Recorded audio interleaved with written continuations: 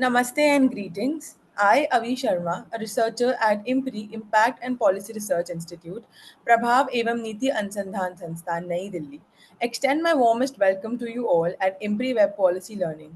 Today marks the sixth day of ending gender-based violence, Cohort 3 Challenges and Responses, an online national autumn school program, a 4-week online immersive certificate training course. This program is organized by the Gender Impact Study Center at IMPRI, New Delhi. The chair of the program, Professor Vibhuti Patelji, visiting distinguished Professor IMPRI. The conveners for the program are Advocate Dr. Shalu Nigam, visiting Senior Fellow IMPRI, advocate, author, and researcher on gender and human rights. Professor Gumari Sridevi, visiting Professor IMPRI, Dr. Simi Mehta, CEO and Editorial IMPRI, Dr. Arjun Kumarji, Director IMPRI, New Delhi. Proceeding further, I heartily welcome you all to the third cohort of Ending Gender-Based Violence Challenges and Responses. Your valuable time, energy, and contributions toward addressing and engaging with this critical challenge are sincerely appreciated. We have also shared the course outline and reading resources via email for your reference and perusal. Before we start today's session, here are the housekeeping rules. It is imperative that you join the meeting on time. There will be a Q&A session after each presentation. Share your questions in the Q&A box and not in the chat box. The questions must not be posted as an anonymous attendee. Ensure that your questions are precise. Refrain from making general comments in the question to save the time. To begin the day, I would like to invite our chair, Professor Vibhuti Patelji, for her opening remarks. Yeah.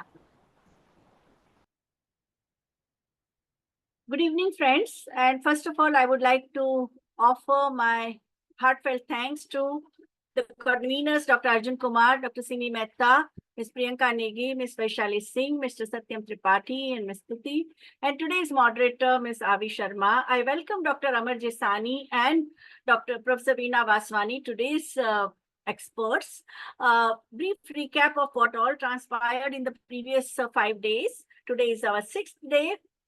We had a discussion. We started with the overview of the contribution of women's movement to combat gender-based violence and also the new legal reforms that we had over last 40 years and the learnings of the collective efforts of the women's movement and the collective wisdom that made change and systems. Advocate Flavia Agnes gave a keynote address and in which she focused mainly on the whole right from the Mathura rape case and the Supreme Court judgment and women's mobilizations nationally. And she gave a prevention of Majlis with regards to sexual violence, domestic violence, dowry murders. And she also explained the step-by-step processes of accessing legal criminal justice system, how to write FIR, what are the court procedures, what kind of implications that you have when acts like PCPNDT Act or Prevention of Sexual Harassment Act or internal committees which are appointed under that don't function.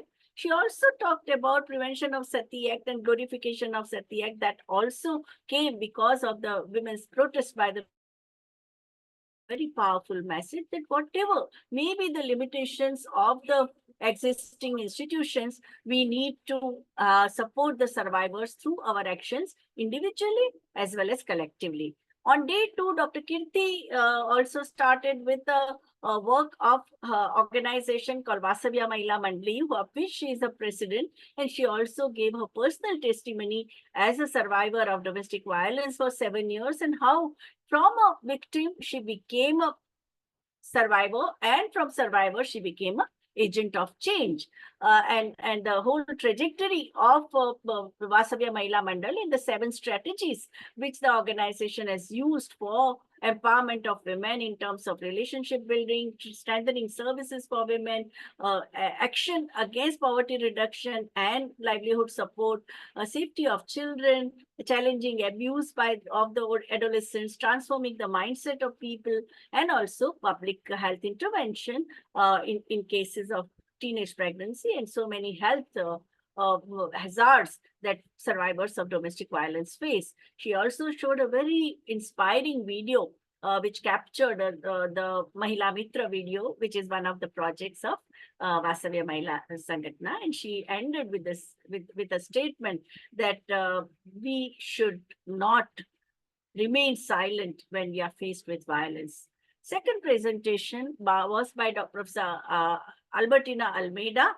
She spoke on sexual harassment at workplace challenges and responses, and even her presentation provided the historical trajectory right from 1990 till the date about efforts made from women's organizations at a bottom from at a grassroots level, and how the systems and structures responded.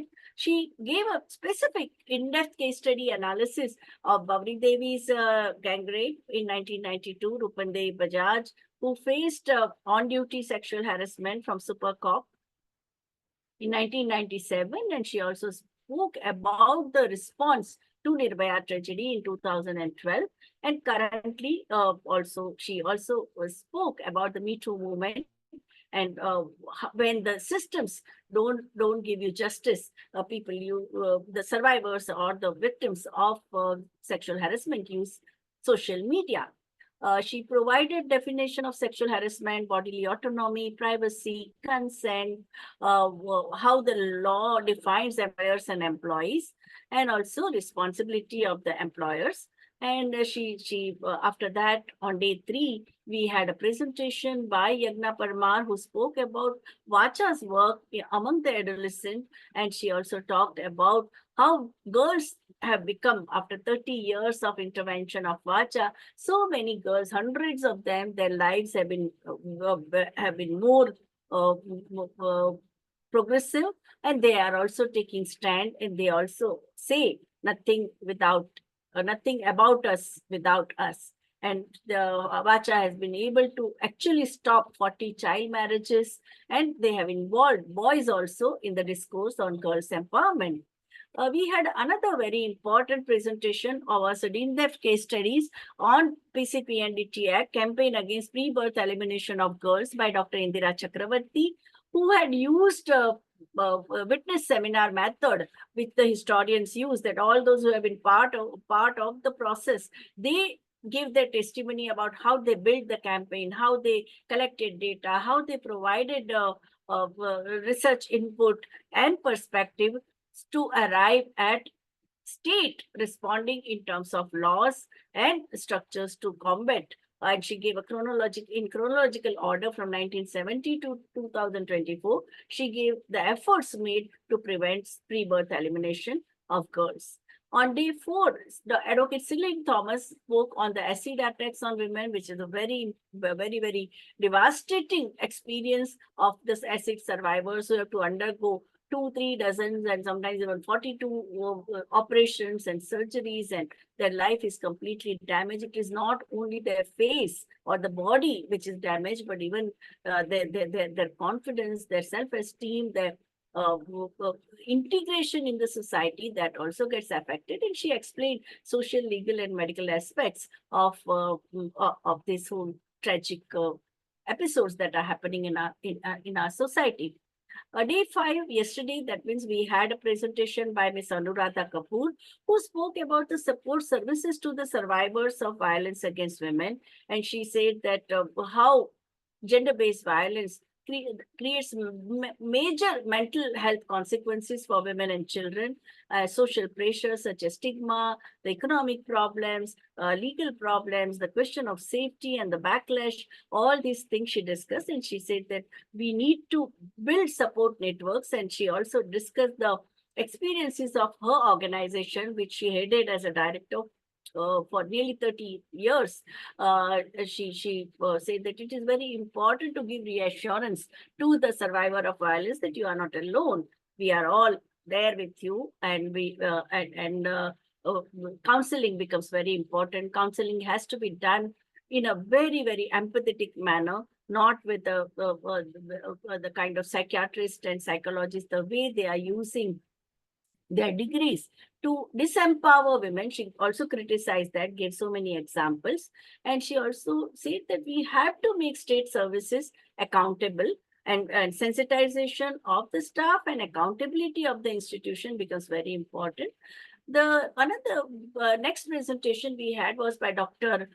Suneha Kandapal on trafficking of women and children. It was a very, very eye-opening data that she discussed, because she has more than 1.5 decades. She has worked on a different types of human trafficking, which takes place in a several parts of India. She also explained the source of trafficking and the destination of trafficking, and some of the traditions, in the name of traditions and gender stereotypes, how trafficking is flourishing, and the sex trade or trafficking for modern forms of slavery that the girls and women and children have to face, and the catch-22 situation where the cycle of pool paying the pimp and permanent indebtedness, and they are brainwashed that they can never get out of this situation is very, very mind-boggling. She also talked about the anti-trafficking units who are obsessed only about rescue of the person, and to be sent, all these rescued persons to be sent to Swadhar home.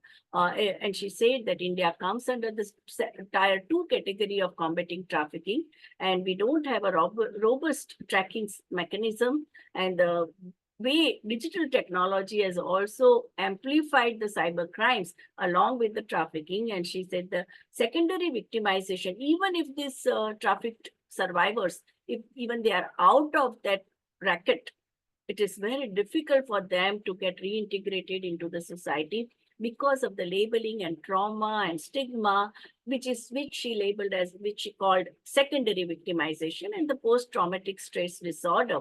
So these are both the presentations were extremely moving, and also so many important learnings that we got from those presentations. Thank you. Now, IMPRI, please take over. Thank you so much, ma'am, for giving us a review about what happened in the last few days of the fellowship.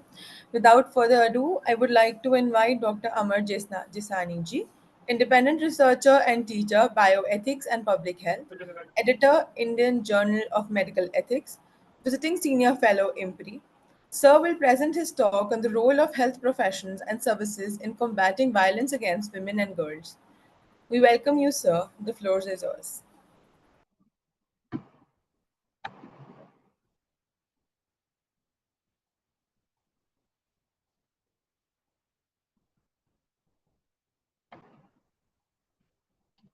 Are you able to see? Yes, sir. Okay.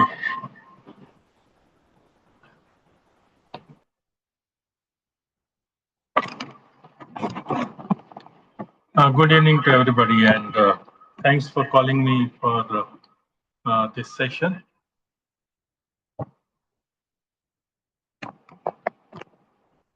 Well, what I'm going to talk about is a supplement to what has happened so far. I think I was just listening to Vibhuti, who described what were the issues already explained to you and discuss among you on the issue of violence. And that's, I think, you have covered a vast amount of ground. I'm going to go, I think, in a very narrow area now. My work has been both as a part of an NGO looking at the violence issues. I started with issues related to police violence, the torture and death penalty and those kind of issues, and also then got involved in the gender-based violence. I would concentrate much more on the conceptual aspect and the potential role of the health profession and services. It has a direct connection to the work that I do now, the last 15, 20 years, which is on medical ethics and bioethics and healthcare ethics, in which we talk about the role of the health profession and services. And it is one of the areas which we cover in our journal, which you might have heard of, It's called Indian Journal of Medical Ethics, where you will find a lot of articles which deal with the role of health services and profession in relation to violence, as well as the other health issues like reproductive health, issues related to research ethics and publication ethics, and clinical ethics, of course, that is part of the very bigger issue in the medical ethics per se. So it's a very old journal, 32 years. It is a peer reviewed. It's also indexed in Scopus and many other indices, and it also organizes every 2 years a national bioethics conference. We have done so far 9, and next one is likely to be in January 2025. So many of you write on this subject, looking at the role of services and doctors and nurses and others in the issue of violence from the ethics perspective. You are welcome to submit your paper here. So as I told you that what I'm going to do is focus now on the profession and its behavior, as well as the health services. Best thing is to start with understanding, what is the relationship between the concept of violence and the harms. It's very important because sometimes we look at the harms to such an extent that we forget about the violence per se. And so in medicine, it quite happens that you try to sanitize the problem by making it a health issue, or what many people call, medicalizing the violence issue, or medicalizing gender violence. So it becomes such a medicalized issue that the idea of violence itself gets blurred. So let us see. We try to understand what is the violence and harms, how they are related. The other is the perspectives on violence. I thought that we perhaps look at what public health has to say about the violence, and what is the human rights and feminist perspective, how far they are complementary to each other and how far they are different from each other. The third thing I would like to look at is the actual role. I mean, the title of this is that when victims of violence and its interface with the health profession and services. So both in terms of clinical care as well as doing forensic work in order to have justice for the victim. And the last thing is we try to look at the reality. That all these things are very nice as ideal, that this is what potential that profession and services have in ensuring that the violence is stopped and the justice is given to the victims, but what exactly happened. And I will leave it there because there are going to be other speakers today and tomorrow and the next session, where they will be taking up certain models of work which have emerged from this perspective. This is a paper which is all paper, but written by some of our friends, and which provides you a good conceptual understanding of violence, and it also tells you the relationship between violence and its consequences. So let us look at what exactly is meant there.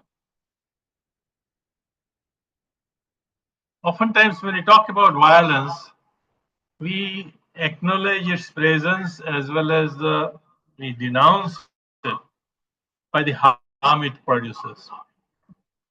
And that creates an impression that both things are same. And many of the harms that you may see or injuries that you may see because of the violence can be caused by the other factors also. And it can be accidents, it can be other parts and all. But what is important is that we try to understand both the act of violence, this action, and the harm. The harm is the consequence of the act. And so we need to characterize both the act as well as the consequences. If as a medical professional, I only deal with the consequences and look at even the epidemiology of what is consequences, that means harms it causes. It's like, say, disfigurement caused by acid attack. So you look at all the disfigurement as caused by the acid, and then you completely medicalize it, and you talk about how is the, how much it's prevalent, how frequently it occurs, what are the medical intervention that you require, and so on and so forth. But the throwing of the acid is an act of violence, is equally important, and we have to characterize that act and understand that act. Unless we see that why the throwing of acid takes place, the looking at only health part is not sufficient. So the good public health will look at both the consequences as well as the action from which the consequences come. In a philosophical term, you can say that action is a very important area of a principle. Understanding the principle, then consequences is kind of outcome of it. So it is an action that can result in pain, injury, degradation, suffering, trauma, indignity, helplessness, poverty, etc., etc. Now we have to understand again that it is not just a human action, but it can also be an action which is larger action. I think I've mentioned it later on, which what we call structural violence, that also come about because of that. So inequalities is a violence, and inequalities which is gender-based, caused by the patriarchy, is a violence in itself. Okay, where irrespective of whether a person is physically or violated or not. So it's very important that you look at all of them. Look at that action, which happens, and simply because that is an action which has a certain causative, properties. Violence is often intentional. Many times it happens that we just define it as being intentional. If it is not intentional, it is not violent. It's not like that. But it can be unintentional also. Most of the structural violence, unless you say that the structure is intentionally kept, looks like unintentional. It is often an act of commission as well as an act of omission. Commission, we all know that this is how it is. But it's also allowing certain things to happen to the people, knowing fully well what would be the consequences. And that can be done by people who are in power. And so violence at the core of it is the issue of power. And that power acts both as an action of commission as well as an action of omission. Not using your power and allowing that thing to happen is also as important as a direct act of commission. It is often an action by humans, but it can also be an outcome of a social system. And that is what we call structural violence. When you have a system which produces poverty, which produces famine, which deprives people of basic nutrients, of food, or basic healthcare services, they all are violence. So not getting access to basic healthcare services is a structural violence. And that's how when you look at it in more intersectional issues, then you will be able to understand that even those who suffer from this structural violence, people who are oppressed gender, they suffer it more than the other gender, like men. Like say in a poverty, in the houses of poor, you will find that it is not, men does also suffer, but along with that, you'll find that women and children suffer more. So it's a structural part also needs to be kept in mind when we are talking about. So gender violence and gender-based social structure is equally important. We can have a separate session on structural violence, and particularly patriarchy as a gender, patriarchy causing the gender-based structural violence is important. That also the issue will come up, not just class as I was talking about. That means poverty and income, but also caste and other differentials like tribal, the race, ethnicity, all of them are very, very important, and they are connected to the structural violence. And this also gets reflected into the kind of harms which are caused, the violence that is used, different types of. But the sufferers, you will find that they come more from the strata who are structurally at the lower level than the others. As I was saying, that it was not just physical harm, although physical harm is very important. It cannot be, disregarded. Physical harm is injuries, deaths. They are very, very important, and they are very obvious signs to suspect. And as a medical professional, when injuries are there and you do not pay attention to it, and its distribution on the body, if they are not looked at and certain inferences made and inquiries made based on that, then you are not a good health professional. Because injury is not just injury. Because in different kind of violence, different types of injuries are produced. That's why they are very important to be taken into consideration.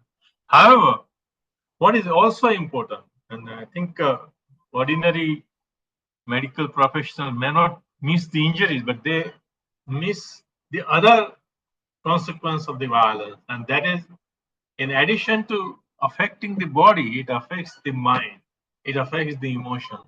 So psychosocial trauma that violence produces is extremely important. I have seen it being missed out a lot in the medical practice simply because we are not trained to look at it. My experience on this comes from my work on police violence, particularly on torture, and I find that when people are tortured and their bodies are injured, the doctors are very good in patching up the body, but they do not look at the psychosocial trauma or the post-torture, syndrome that it produces, like PTSD. Is not looked at to that extent. So psychosocial part is very, very important. If it is not taken into consideration, then the body may heal, but the mind does not, and it keeps giving trouble to the victim, and it can lead to sometimes very devastating consequences. Definitely on the family, on the self, on the children, on the next generation also. So some of the psychosocial trauma are transmitted generation-wise. So it's very important to have a look at it. Social and economic harms takes place both in the violence that is caused in relationships, as well as the violence that comes from the structures. So it is in domestic violence, the economic deprivation is equally important. But generally, when you are talking about social and economic harms, you also look at causation of poverty, deprivation, economic displacement, and all other kind of stuff that happens, when violence hits a person or the family or the community. The legal harm is also important, where one may lose the citizenship, they lose their rights because you are displaced, you become, migrant, refugees. There may be illegal detention taking place, which we could also be part of that violence.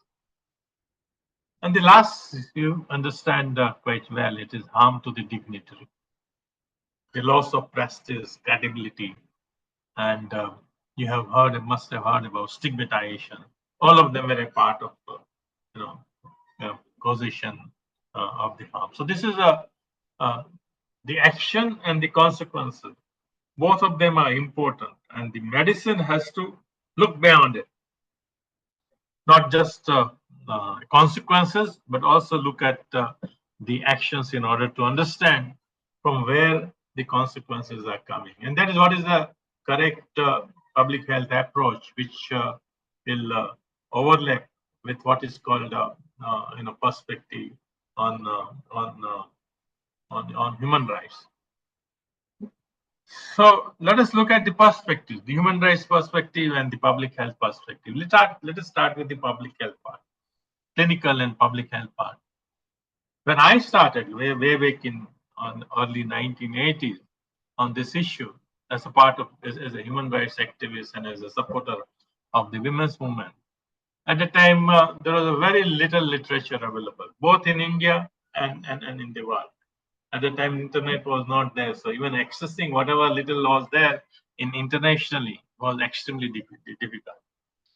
And therefore, the violence as a public health issue, as a and within medicine as a clinical issue, was not very prominent. Even when I studied medicine in 70s, I don't remember having any kind of training on that or explanation on that. Even in the public health classes, I don't remember I being told about that. Although, as you know, that caste violence is centuries old in India. Communal violence is centuries old, right? And many other domestic violence was there, but not recognized as as even a legal issue. So it was, forget about the public health issue. So it was not prominent. It was not taught to us as a medical professional. It was not part of the discourse. But since late 60s, when in the Western countries, the women's movement came up, the human rights movement took prominence. In India also, post-emergency, the human rights movement and the women's movement made a lot of efforts to study and get it recognized, and also looked at its epidemiology, that where it is happening, to whom it is happening, how often it is happening, what kind of suffering it brings about. You will find a lot of literature now available, but it was not there for a long time for us. At least I think the things started changing from year 2000 up to 90s. We were just making and creating some kind of initial stock of material with a good result. Now I think there is enough available where nobody can deny that this is a health issue, this is a public health issue, this is also a clinical issue where a clinician should be very conscious about it. So now good evidential literature available on different types of violence, including the gender violence. As I said, that we need to keep certain things in mind about the public health discourse. The public health as a discipline is often very disease-centric, and it ignores system and the political aspects of it. And violence, therefore, often gets reduced to the consequences of the violence. We have to have a guard against it. And good public health activists will not do that, but in the mainstream may sometimes get carried away by the consequences rather than looking at the action. Because unless you look at the action, the preventive part of the public health will never get activated. We will not be able to fight, because if you want to fight, you have to understand what causes the action of violence. Public health is often consequential. It just looks at more what is the effect, and so focus on the consequences of violence rather than the act and how to stop it. The other part of the public health is that it's as a discipline. Sometimes it is also very paternalistic in the sense that it tries to understand what is the occurrence and prevalence of a problem in a larger society, in a society community. And as a consequence, sometimes it loses focus on the agency of the people who are suffering from, particularly in the gender violence.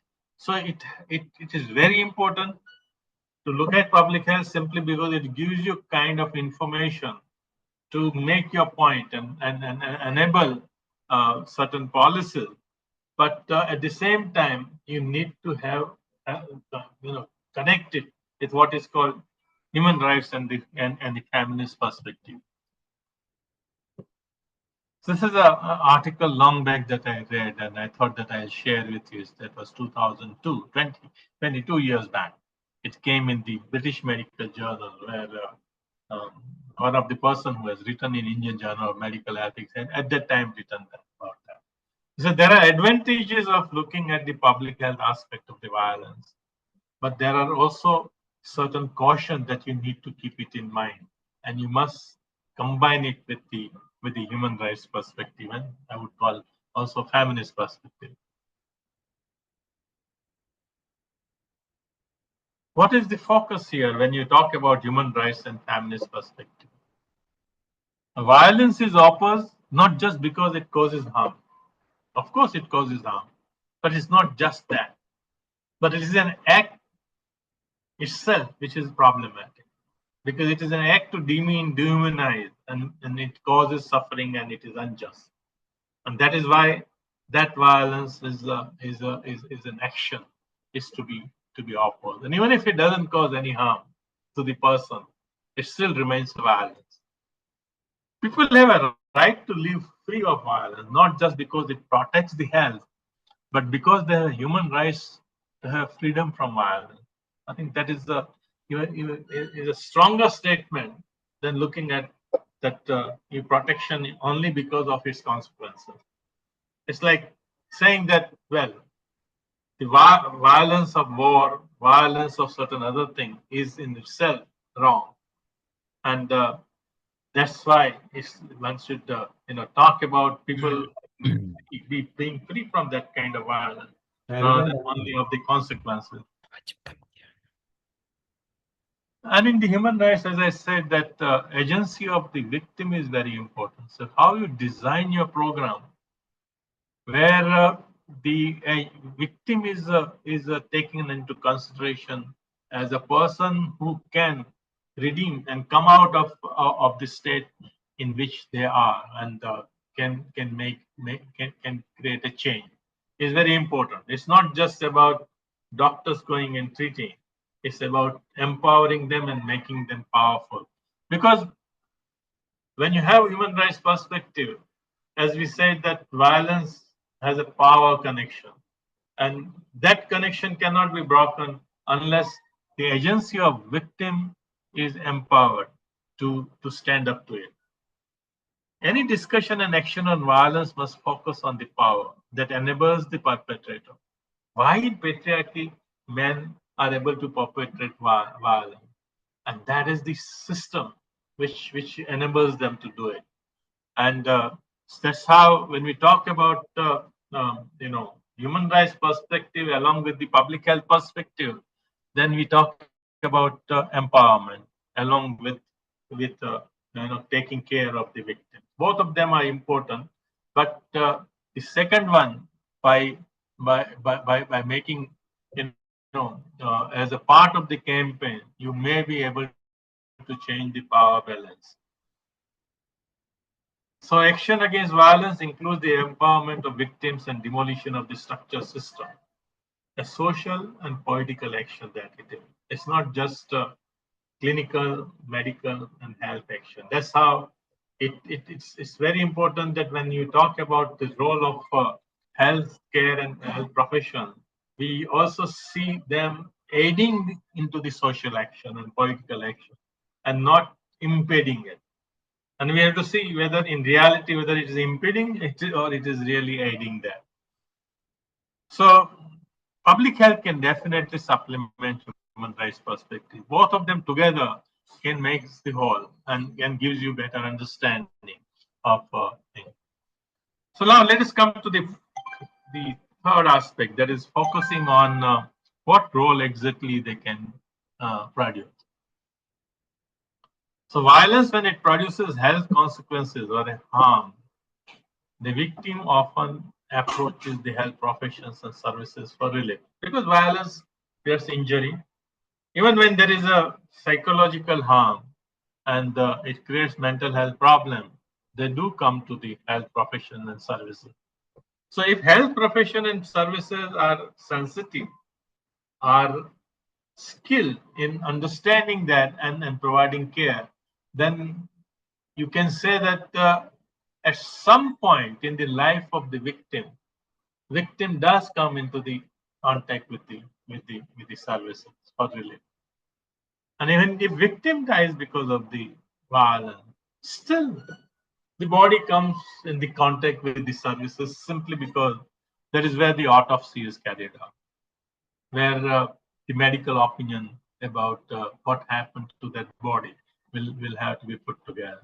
So in a way, you will find that there is a objective role in the sense of having certain interaction with the violence victims and the health services.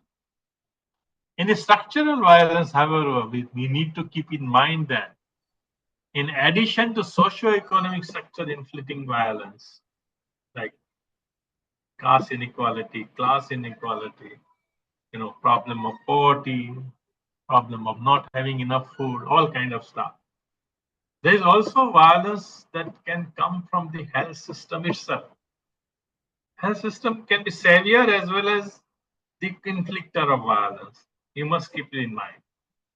Because when you have a health system which is so commercialized that it refuses to treat people who don't have money, then it is inflicting violence on that. There is also structural violence. Not providing access to healthcare because of vulnerability of some people is a violence against those people. That is what is the structural violence about. In addition to that, you will find that while we have been talking a lot after the RG Kar incidents of rape and murder, it's about how insecure the health workers are. But there's also another part of it which has been emphasized by few people in the media, and we will also be publishing more on it, is that even within the system, there are a lot of instances of patients getting violated. The patients being exploited, fleeced, patients getting physically and psychologically, violated. All of them are very, very common, and there is also a lot of sexual violence within the health system against the patient. And within the health workers also there is a violence. You'll find this relationship within the medical doctor between males and females, and the medical doctor and the nurses.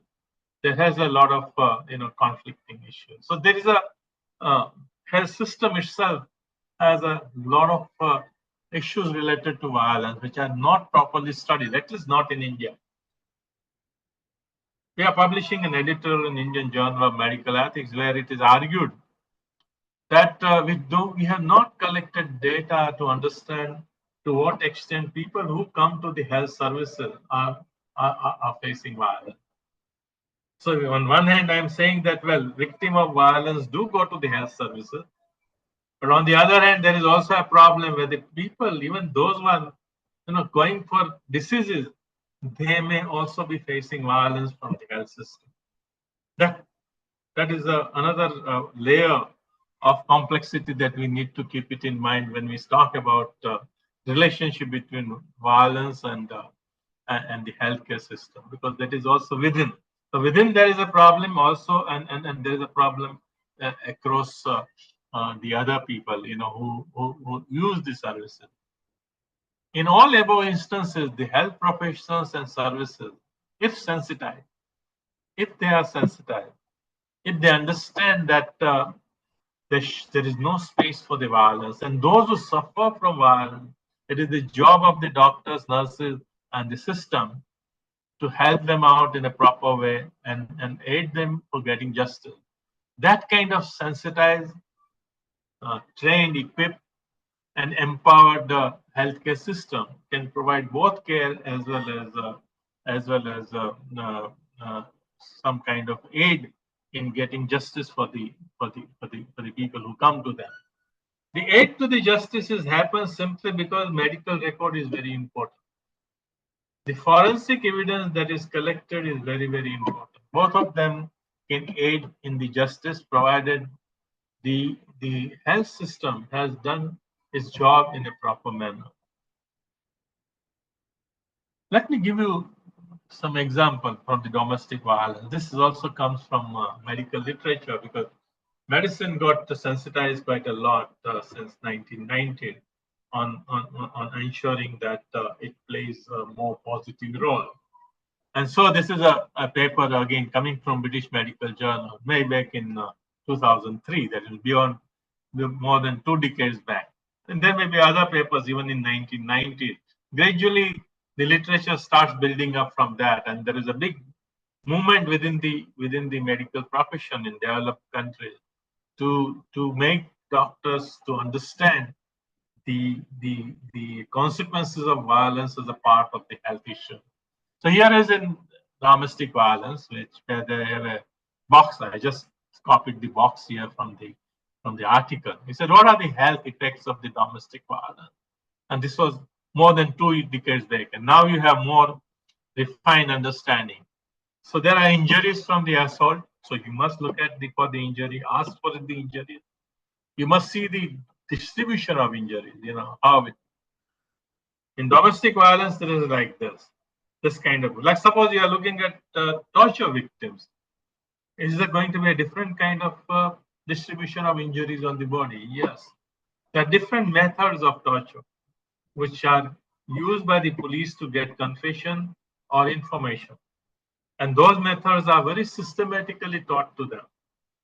So if you know about how it happens, you may be able to understand the distribution of injuries on the person who has come there and the victim. And you can definitely suspect it, ask that question, and create medical and forensic record. Chronic health problems such as irritable bowel syndrome, backache, headaches. Why women is coming again and again with all this kind of stuff? So if you are a doctor of that woman in a hospital or in a clinic, this should make you suspicious, isn't it? There's something wrong. Why this can happen to the body because of the psychosocial impact. Increase unintended pregnancy. Despite explaining everything and woman agreeing to have contraceptions so that she doesn't have too many pregnancies one after another, she still keeps getting pregnant. There must be some reason for it. That means that her agency is not there in the family, in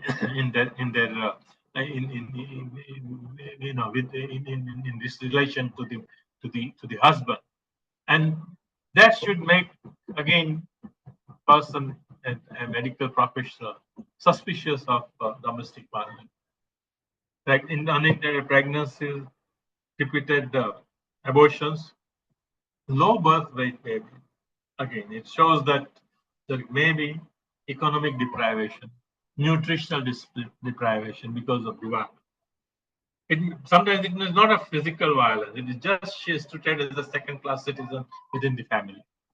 All of them are otherwise violence, But oftentimes we do not look at it. Low birth weight babies are so common, and we say that we look at nutrition part, but we don't find out what is the reason why she's undernourished and whether it is related to the violence or not. Higher rate of sexually transmitted diseases, including HIV, higher rates of depression, anxiety, post-traumatic stress disorder, or mental health related consequences, what we call, psychosocial trauma, self-harm, suicide. All of them are very much part of the larger. All of them are very broad, and they can be caused by something else also. But when you see a certain kind of person, particularly woman, who is suffering from it, and then it is necessary that you ask certain questions. So this is what same paper says, that you need to routinely ask certain questions about violence when the woman comes to the medical setting. This was also a base on which in India, when the first center within the hospital was started in order to look at violence against women, the Dilasa in Mumbai, in Bandra Baba Hospital. It used this part, saying that yes, we have to sensitize, conscientize the entire staff of the hospital by training them, reorienting them, sensitizing them, so that when a woman comes, they routinely inquire about the violence. This is not screening. In a medical term, screening is a very different, has a different connotation. Screening is very systematic and standardized, and it is done on a certain set of people in a uniform manner. Here it is also done on a routinized manner, but it is not standardized. Because the way you ask question has to be very sensitive to the context and the culture of the person. And routinely you ask this question in relation to the kind of symptom that woman is telling you. And so it may, uncover the hidden domestic violence.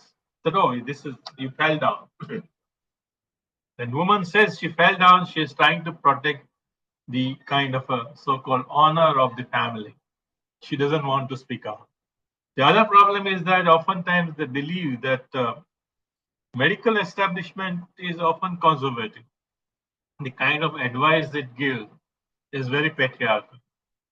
And so she believes that there will not be empathy coming from the medical profession. And as a consequence, she won't say that this injury was because of the domestic violence.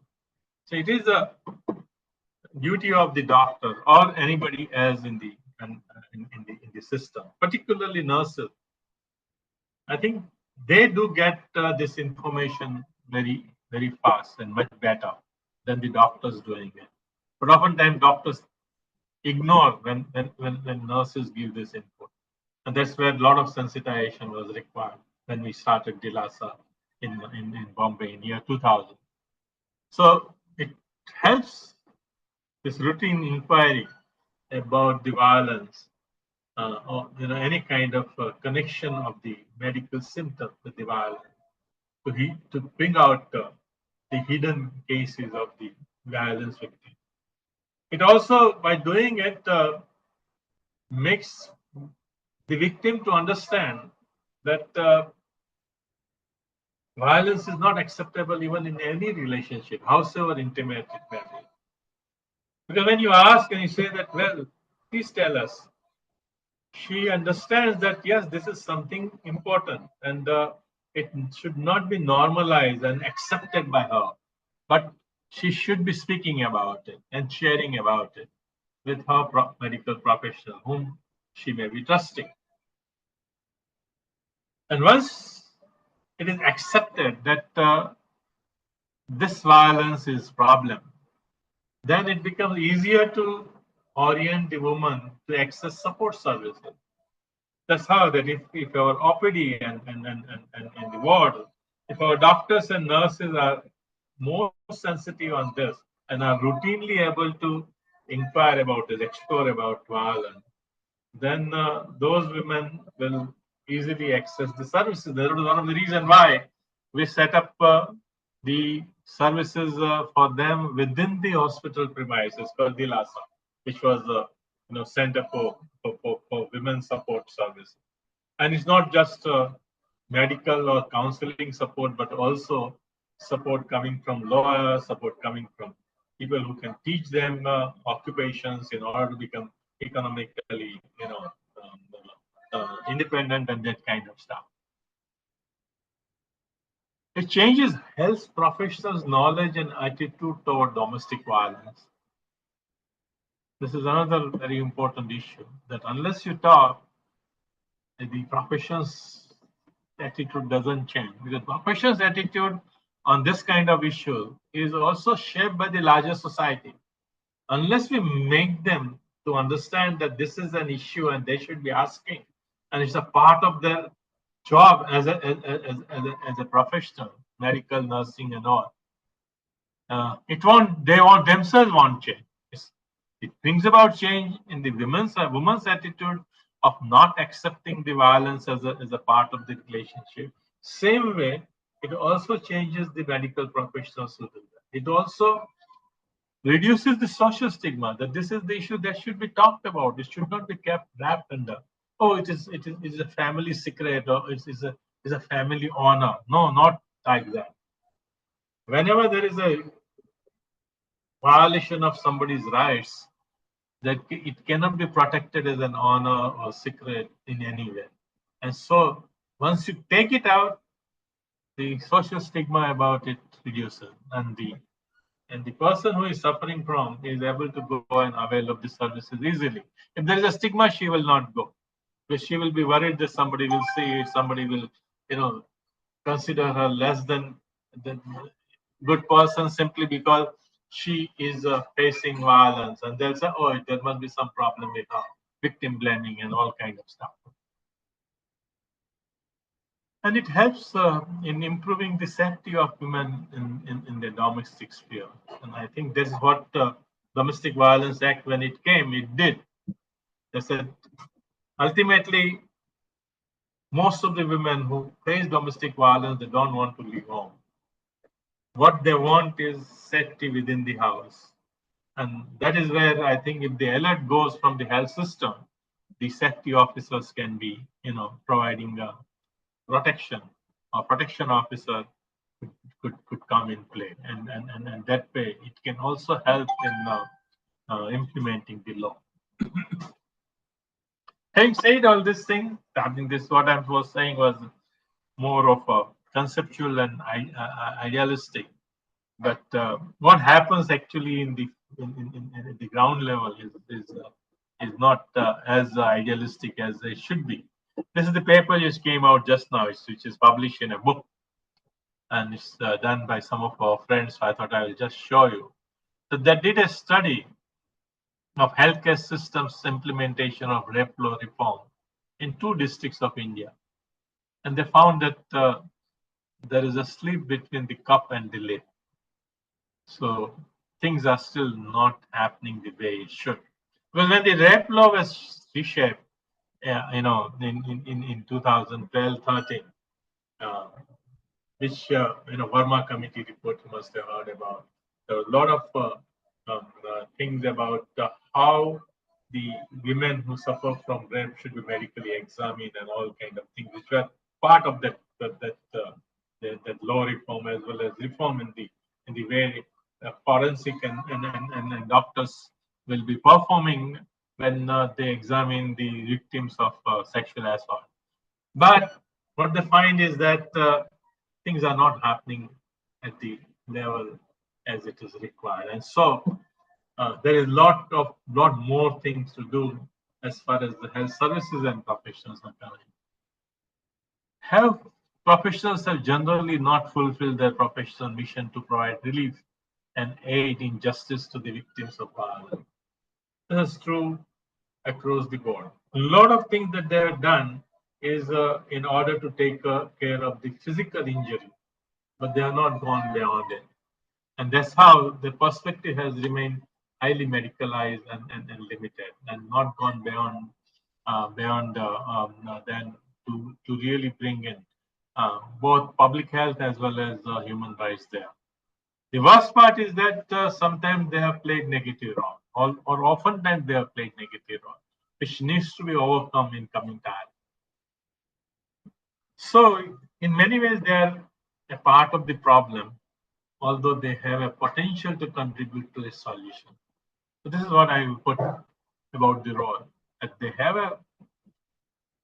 can contribute massively if we reorient the health services properly. There are a lot of NGO actions, there are a lot of experimentation and models that have been built, and even some of them have gone into the health policies, but that has not changed the overall structure and the functioning of the health system as of now. So it's still a part of the problem, but it has a potential to contribute in helping the identification of the people who suffer from the violence, to provide them care, and also to help them in getting justice. Laws have unfortunately focused more on proposing the extreme punishments rather than improving the system, including medical and forensic system, to bring perpetrators of violence to justice. Having extreme punishments in the law is not going to help if a system is not working. And extreme punishment, particularly something like death penalty, can also act in a very negative manner, simply because things don't come out so easily. And there may be more, homicides happening simply because they would like to not like to leave the victim as a witness and testify against them. But at the same time, it is very important that in order to improve the system, the medical and forensic system will have to get improved along with the other aspects. You can talk about police, you can talk about judiciary, all of them are definitely there, but also there is a role for medical and forensic system. They need to be improved in a manner that can help the victims rather than the perpetrators. This is it. If you have any question, I can take them.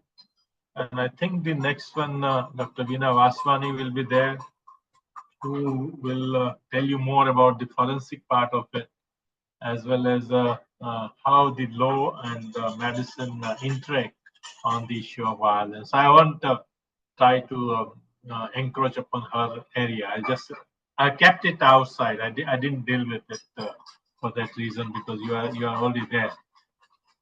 Any question on what I have talked about?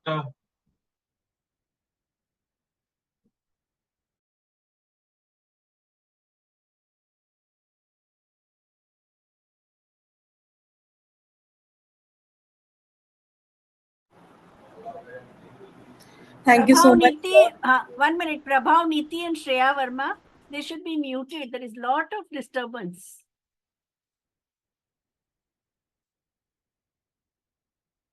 They're getting a lot of noise.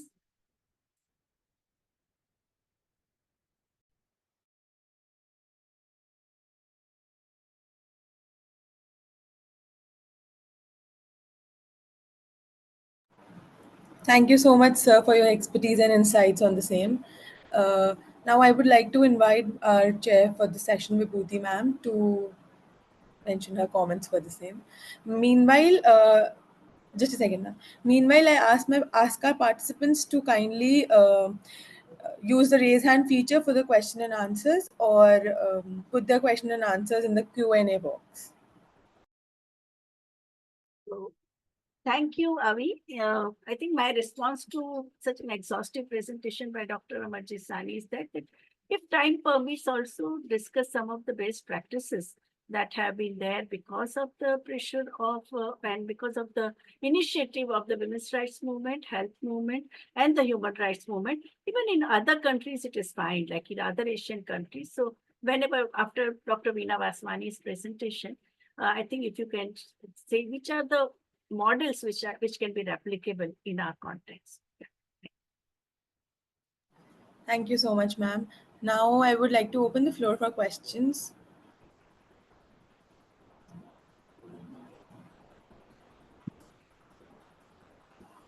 Participants, again, you can either use a raise your hand feature or put in your questions in the Q&A box.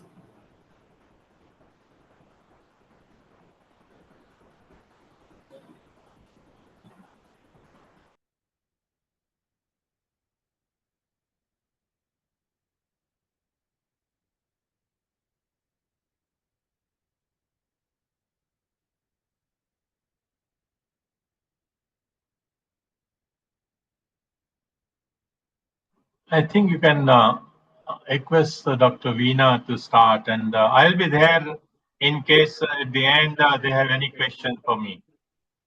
Yeah, surely, sir. So moving forward, thank you, sir, for your inspiring and engaging talk with us. It's always a pleasure learning from you, and we look forward to having you at a future IMPRI events as well. Moving forward, we have Dr. Vina Vaswani ji, Professor, Department of Forensic Medicine Director, Center for Ethics, Program Director, YUFIC, Masters in Research Ethics for India, Yenepoya deemed to be University, Mangalore visiting professor IMPRI. She will present her talk on the duty of mental health professionals in support of survivors of GBV, gender-based violence. We welcome you, ma'am. The floor is yours. Thank you. Good evening. I acknowledge Professor Vibhuti and also Dr. Amar, whose presentation was quite painting the very broad canvas. So it becomes easy for us to bring in issues after that.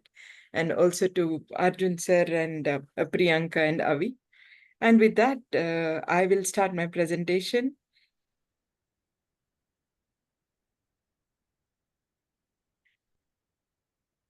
So can you see it? Yes. Yes, ma'am. Yes, okay. The role of mental health professionals in treating victims of gender-based violence. But before this, I would also like to acknowledge every statement made by Amar in relation to forensic is true and holds good to a great extent even today. Because forensic literally started on a back foot when it came to gender-based violence. In fact, when I entered forensic post-graduation in 1993, I was the first lady in Karnataka state, and I was told to go back, that this subject is not meant for ladies and you cannot do anything in this.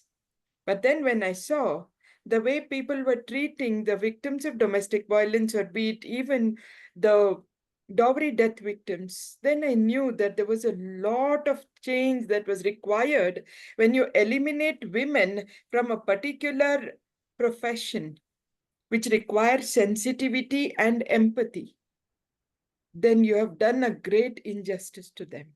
So that would be my beginning giving the truth facts about how forensic has been talking about ladies. One of the conferences I was told that if somebody complains, somebody says she's been sexually assaulted, don't believe them.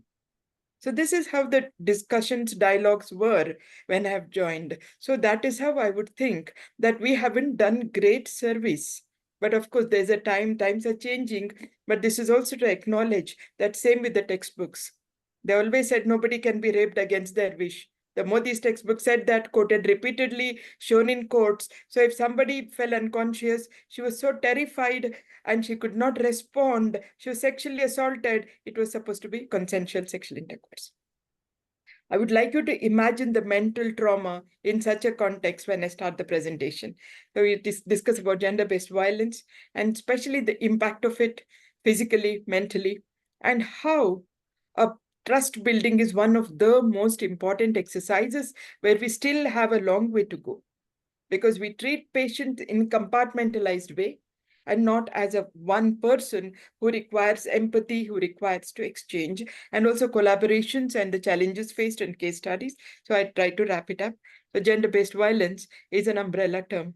It takes a lot into consideration and not just physical violence. It's also intimate partner violence, domestic violence, including an elder abuse. Especially the older people grow and small demands. Also, they'll have a lot of injury assault on them with the family members, post marriages, with withdrawing children from schools, and sexual violence. Now to that, we have also had cyber violence and pornography. So gender-based, it's a violation of a human right. It can occur in public, private spaces, affecting individuals regardless of age. No age is barred from a gender-based violence or ethnicity or socioeconomic status.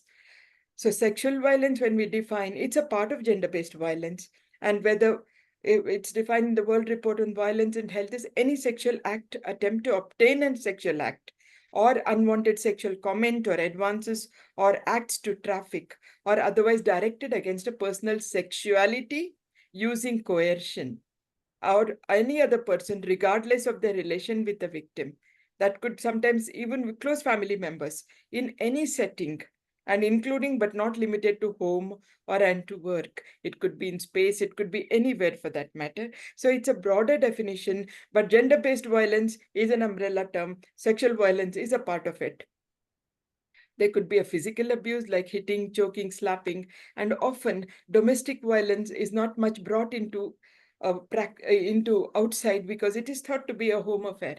Many a times, even when they come for examination, like Dr. Amar has said, unless you keep your empathy factor, look into the face, look into behavior, eye language, see with the husband, who is talking. But many a times you would miss out on this. Same thing with child abuse. With child abuse, it's better to have, like we examine the child alone, a teenage girl alone, than keeping the parents a little away, because then the child is just looking at the parents, should be the answer for the question. So sexual abuse encompasses sexual assault, rape, coercion, as well as sexual harassment. It can occur in relationships, workplaces, public places, and it's not about sex as much as it's about control. Who has the control and who can show another gender down? Emotional, psychological abuse, especially manipulation, intimidation, verbal abuse and threats. It can severely impact mental health, self-esteem, leading to long-term psychological trauma. In fact, we recently read about a girl in Pune who committed suicide because of the excessive work dumped on her repeatedly, and nobody willing to believe that if she's stressed and she wants a leave, no, she wouldn't get it. So an economic abuse, which involves controlling victims' access to financial resources.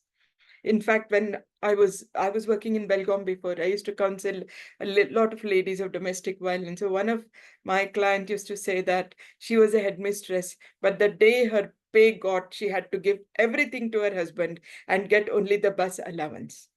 In case she missed the bus, she couldn't even take an auto. She had to ring and tell him he would pick her up, but she would not ride an auto, lest she might ride with some other man. So many a times, this economic abuse, even for people who are earning their salaries. So it can include preventing someone from working also, and withholding the money and accumulating debt in the victim's name. So where this prevalence is quite rampant, it is not a one-off thing, but we are literally drowned in the violence, especially gender-based violence. 1 in 3 women globally experience a physical and sexual violence. If each of us were to look into ourselves when we have traveled a bus or on a local, how many times we feel that, okay, we have been abused and we can't do anything about it.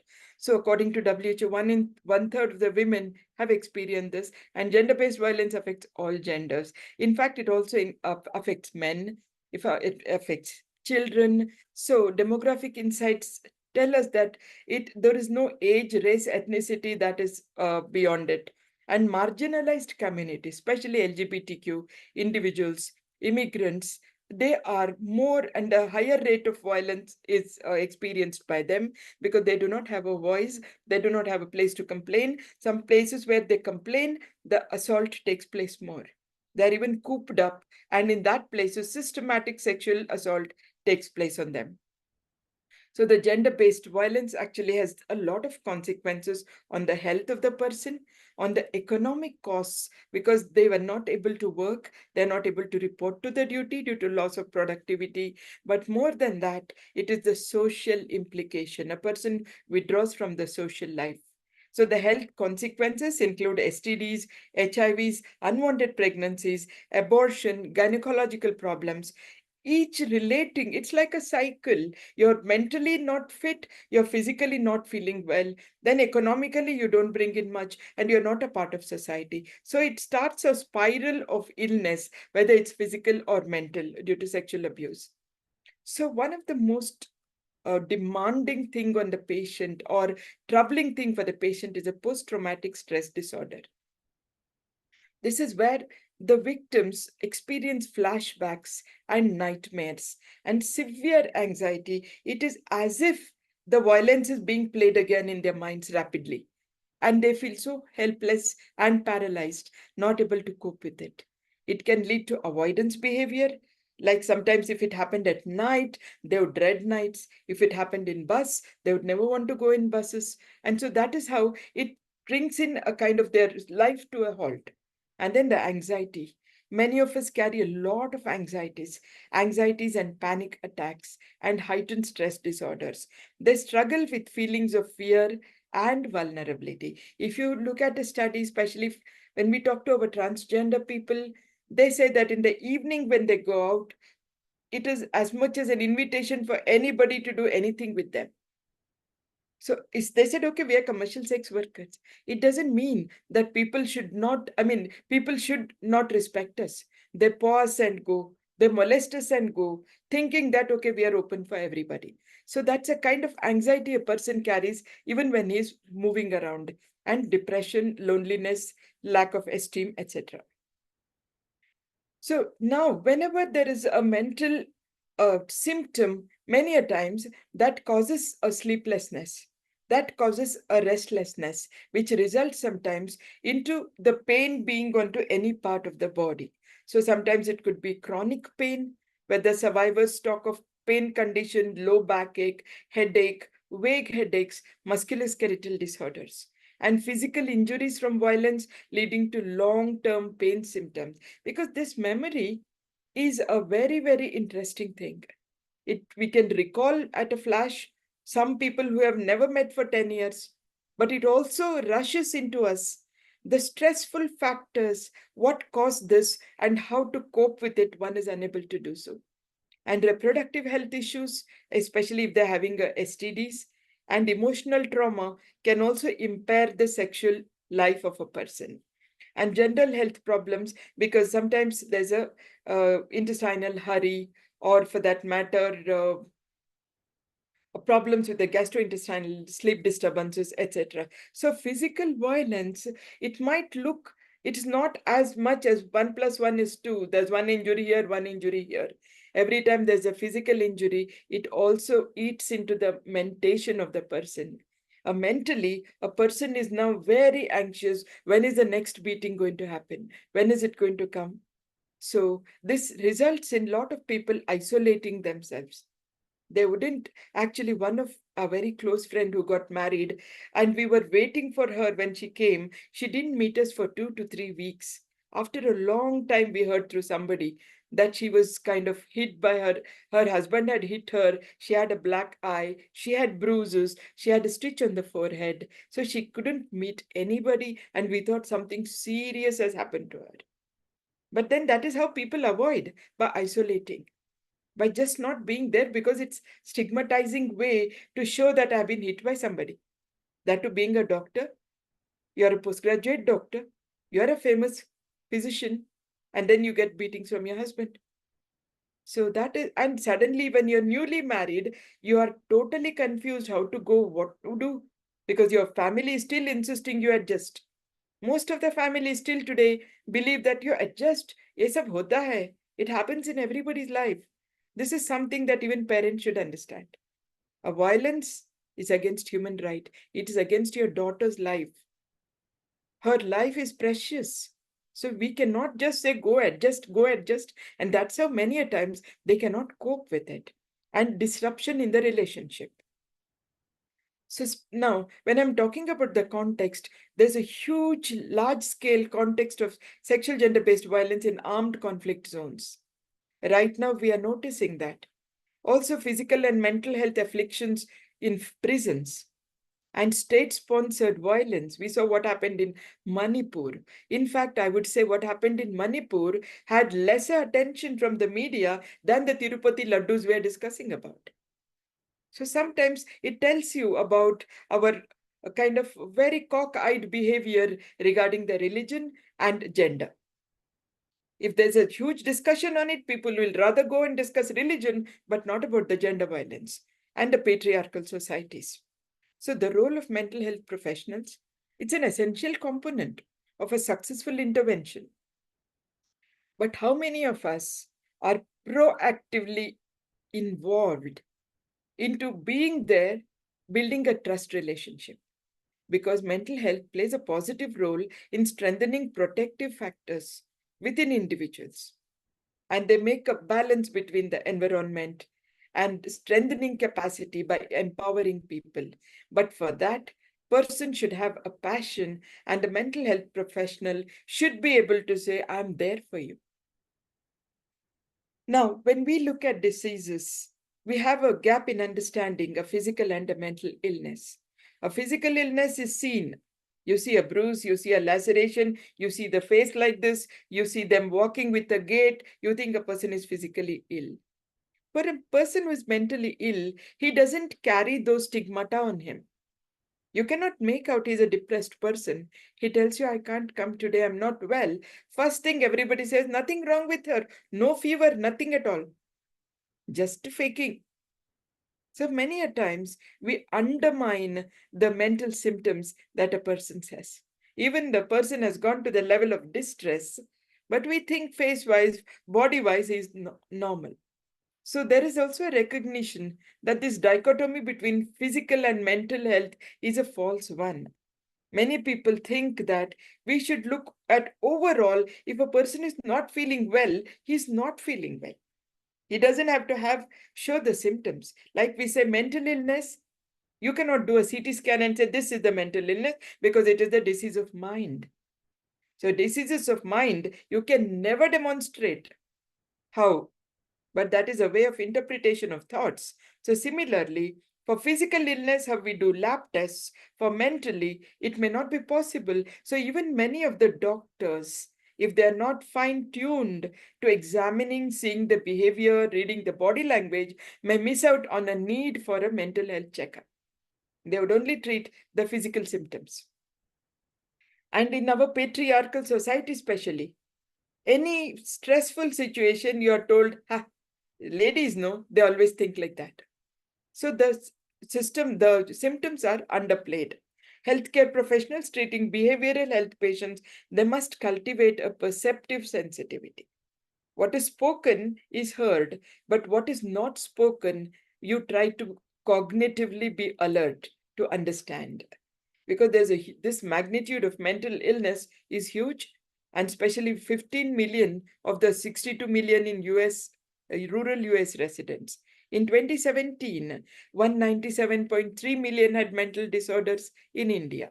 Now, that means two things. One, it could mean may not be females, but then the impact could be on the female. Second, they could be females, but then if it's not diagnosed, not treated, then they will totally be marginalized. So 45.7 million people with depressive disorders and 44.9 million with anxiety disorders. And this itself can impair the day-to-day physical well-being. So we have to look at behavioral health, where personal habits, either helpful or unhelpful, but we need to have a detailed history of a person. And for example, the treatment, the compulsive disorders, the substance abuses. Now today, if there is one thing that is lacking between the doctor and the patient, is time. In the earlier studies, a doctor and the patient would take about 25 to 30 minutes. Now, I'm not talking about the psychiatrist, but a general physician, on an average, takes 3 minutes before he interrupts the patient. What happened? Where is the investigation? Where are the reports? Whereas every patient has a story to narrate. And the story starts from when I was totally all right. And then he builds it to what is happening, what happened in between. But doctors have no patience for that. Come on, tell me what is happening. What kind of pain? Is it spasmodic? Is it gripping? Is it 3 times a day? Is it at night? But the story of the patient is not heard. So many a times, if you're patient, you get a lot of symptoms, and then you're able to say it's a behavioral, it could have been from the illness, from the anxiety, and so on. So it's important for us to invest time to build a good relationship. And when the Mental Health Act came in, actually, initially there was an Indian Lunacy Act. It was as bad as any act before, because in those days, they looked at mentally ill people as lunatics. The word itself was so stigmatizing. And there were all sorts of things being done to them. Many of them even tied them and kept so that they would keep them safe. But today, being aware so much of the human rights issues and knowing that mental health is a spectrum. Not everybody with mental health problem is suicidal or homicidal. So they are a part of us. We could have those thoughts in ourselves many a times. So rights of the patient is most important. So it lays down the ethical and legal responsibilities. So it does uphold the principle of autonomy, respect for autonomy, and principle of non-maleficence, beneficence, and justice. Whereas the confidentiality are a bit tricky, whether it is maintained or not, or in the referral what happens, because many a times this the chart paper is open for others to see. Whereas the consent for many a times is most challenging, because at the period when the consent is taken, the patient should be in the lucid interval, able to understand nature and magnitude of the problem. Otherwise, the consent is taken from a person who is a surrogate decision maker. So now the assessment is most importantly identifying trauma-related symptoms. So when we do assess them, it is conducted through standardized tools to evaluate gender-based violence and to recognize common symptoms of depression, post-traumatic stress disorders. When I was interviewing a person, he was so well dressed and he was very well educated. In fact, I was even hesitant that am I interviewing the right person or have they sent another person? Why was I interviewing? I'm not even a psychiatrist, but it was a part of our MD forensic medicine examination, for a forensic examination of a mentally ill person. So till I asked him, who's closest to you? Then he said, my dad. Then I said, how old is he? He said he's around 140. That's when I said, okay, 140 years? Is he there? Can you show? No. He's not here. He comes only at nights and visits me. So that is why even to identify, you take a long time. You have to have a discussion. You have to touch every aspect of their life. And in one corner, you find the delusions coming in. So we have to be able to recognize the post-traumatic stress disorder. What troubles you? Because I remember interviewing a 7-year-old girl for under the POCSO. And actually, her only thing was she was not doing well in studies. And it took me 3 days to talk to her. I used to go with a huge doll, sit with her, give her some chocolates, and then show the doll, and then ask her, according to you, which part hurts the most in the doll? And she used to point at vagina. I said, what happens? Then she says, when man does like this, it happens. How do you know? She said, no, it has happened to me. So you see, the idea is it's not easy, but it takes a long time. And one has to have huge patience. And it is something that you cannot see once or twice. You can't say that it doesn't happen. You have to say you have to continue with the efforts till such. Then I asked her, if you have a problem, who do you call? She said, my grandmother. Okay, when is the last time you called? When such thing happened to me, I called my grandmother and told her. That is how we got the history of the POCSO and what had been done to her and so on. So we have to engage in active listening. We talk less, create a safe space, let them move around, let them feel it is safe to talk about, and then we can bring out, than looking at my watch and saying, oh, 5 minutes, please tell me what is happening to you. Give me all your signs, symptoms. Because many of our doctors are not trained in empathy building. They're not trained in engaging communication. They're not trained in listening. Listening is most important and not talking. So trauma, and also the approaches should be trauma-informed care approach. That means when I approach anybody, it is different from a person who has undergone a sexual trauma.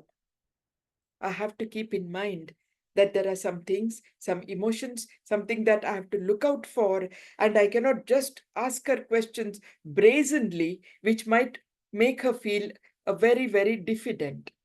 And then cognitive behavioral therapy, where you change the thought patterns, what is associated with trauma. So it comes out of identifying first the trauma, then reinforcing the behavior in a different way.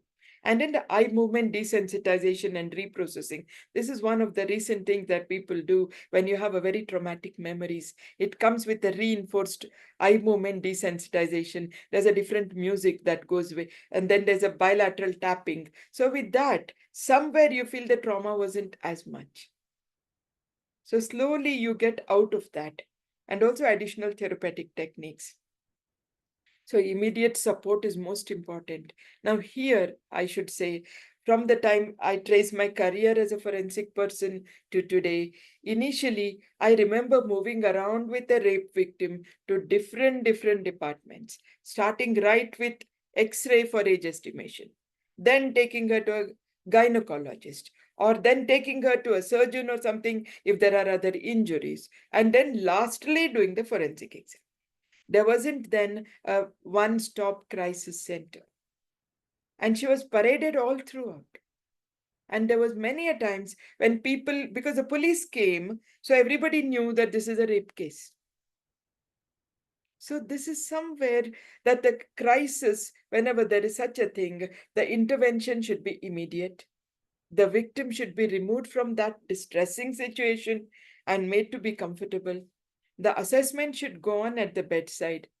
All the safety planning has to happen. Whether she goes back home, she will be again subjected to torture. In fact, in the POXO case that I had seen, this was happening at home. Her mother was economically non-viable. She was staying with her sister and her family was abusing her, sister's family of different age groups. So there is no way I could tell her, you go stay somewhere else. She doesn't have a means. So you call the women and child welfare, they come and tell her she's better off in home than elsewhere. So sometimes you feel, even though as a forensic person, you have identified, but then where is the societal structure in place to give her safety? So then then referral to support services. Many a times we need to look at what legal aid, other medical aid and other support services that are there. So referral is very important, connecting victims to resources, establishing network with service providers, and utilizing community service. Now, many a times, there are, especially, let us talk about whole community which is being put to a violence because of a interstate violence, domestic violence or sexual violence or that. So the community itself together can be treated by coming together, talking about it, expressing, and then some of them who are able to be the leaders to talk out, to art therapy, to singing or music therapy, because each other can help heal better, and also follow-up support system. But most importantly, if you don't build trust and rapport, things will not be open because they will not want to discuss. The importance of confidentiality. Often we try to maintain confidentiality, but somehow people believe that anything that is of interest to public is public interest. So everybody would like to interfere, want to know what is happening and what, how, when, especially if it's the VIP. So no matter how much you are trying to see, unless you make a concrete plan in place, the confidentiality is difficult to be maintained. And also the policies that which should be outlined beforehand. And non-judgmental approach should be there. Because from what I have seen, from people always have a judgmental attitude. Even if there's a sexual assault, once on a 13-year-old girl I was examining, the police were telling she's not been raped. See, look at her face. Can you make out she's raped? How is she sitting there?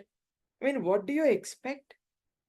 In 17th century, some of the literature states that the woman who is raped should literally come with torn clothes, beat her chest, cry out aloud, roll on the floor, express grief. Are we in such medieval times? Are we looking at people to behave like that? Is that not a patriarchal behavior that even in rape, a lady should behave like this?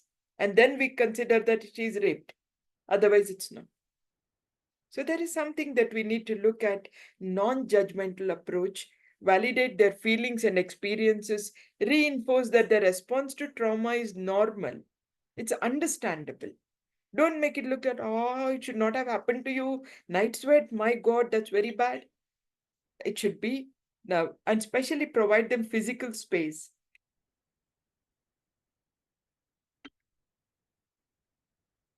Whenever we are examining, there should be adequate space sometimes for them to move around, sometimes for you to move around, to look out of the window, to focus on a tree and then come back, for them to gather thoughts. So I give a lot of importance to physical space, especially when you're talking to people who are so much grieved and who are tortured. So the therapy setting should be comfortable, and the cultural competence should be there. Now, how many of us are culturally competent to look at different cultures and yet have an empathy? Because today's society is so much fragmented, so much fragmented. It's only in black and white. You are either this or that. But humanity has only one color. And that is where we need to look at with the sensitivity with what happened and not why. Why did you do this? How could you do this? Why did you wear this? And so on. So cultural, the more you are comfortable with any culture, sensitive to culture, more you can exchange information, you can show empathy. And the interventions that are tailored, sometimes they are tailored depending on the sensitivity. If you feel some groups are very good at singing or in the art form, it is better to give them to that particular way of expression.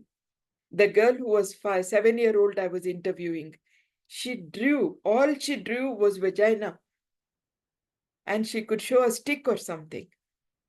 Because that is how she was expressing. We even put that as a part of the evidence, that this is the drawing drawn by her. So my question is, with all this, because we need to have a different approach looking at what has the person capable of expressing with art form or just words or simple, whatever is the expression. And for that, we need to have active listening. I once again tell you that I find it's a very sorry state of affairs in medical education, where we talk, and talk. We barely listen. Today, with all the accreditation systems, documentation has become so important. The moment a student walks in, you're busy pulling a file and writing date, time she came, and what did she say, because I have to show that I did a mentor-mentee, than looking at a face and saying, what happened to you? So somewhere, in our way of trying to make everything objective, we are losing out on the human touch. If I have to use these words, where the mantra and between the mantra and the thuk becomes so important, not mantra. So that is how between these two things of process and showing becomes very important. Whereas active listening is something I had 6 postgraduates. They went for a conference. I talked to them difference between listening and hearing. When they came back, I asked them to read 1 page on what they had written, what was in the conference. All I read was biryani, chicken fry, whatever was given as lunch, what was lavishly, which band came at night, but not about educational thing. So we have to reinforce this, and we have to empower autonomy. Once a person is subjected to violence, gender-based violence, there is a lack of self-esteem. So that would not allow them to use their own autonomy with the fear that it will be crushed once again. So reinforcing agency, I think Amar has beautifully discussed this. Agency, which is important. We should encourage them to use the agency. Also self-advocacy, equip them with tools and strategies to advocate for their needs with therapeutic and broader social context. What is their need? If they require more education, we have to empower them. Use your voice effectively. You have strength, you have leadership. And also building resilience. It's very important to identify strengths and coping mechanisms. We should encourage participation in support groups and also community activities. In a community, it's beautiful if people have had the shared lived experience. Then they support each other and the healing is much better because of this community experience. And community engagement program is very important as far as awareness is concerned, and local advocacy and building support networks. There are enough networks available, but we have to catch them, tie each of them together, see that they are able to converse with those communities. And it is not a single psychiatrist approach, but it is totally interdisciplinary approach with social workers, with legal professionals, with mental health care providers, and also healthcare providers. Because it is with the team, the strength of the pack is the wolf, and strength of the pack is the wolf, and strength of the wolf is the pack. So each of them support, and it is not an individual venture. But yet, there are some challenges faced by mental health professionals. One, it causes easy burnout to them. So secondly, the time is another scarcity. And then is the stigma of societal perceptions, professional stigma. They also, because they work with gender-based violence victims and affecting their willingness to seek support for themselves. Now, sometimes violence can be in anybody's life. I can be a mental health counselor, but I myself may have a gender-based violence. And there are a lot of such times where you think they need help. They're not ready to ask because of, again, the stigma perceived by others. So that is why a part of public awareness campaign is important. There are also funding challenges because of the budgetary constraint to make a safe haven for them. And also we should be able to identify so that we are able to empower them better. Accessibility issues. Sometimes the survivors don't know where to access help. And they only know where only men sit as doctors, and they may not want to go there. And resource coordination is important. Coming to the ethical issues, we should think of the stigma and discrimination. Whenever there is a victim, or so let's say a survivor of gender-based, they don't say victim anymore, survivor of gender-based violence, we should first try to be non-judgmental and more in solidarity with the person.